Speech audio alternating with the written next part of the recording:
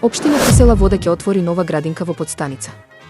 Со донесена одлука од владата на Република Македонија, општина Кисела Вода правно го презеде управувањето со објектот кој претходно припаѓаше на јавна здравствена установа Завод за рехабилитација на деца и младинци Скопје. Тој во наредниот период ќе претрпи темелна реконструкција и ќе биде уреден според сите стандарди кои се бараат за една современа градинка.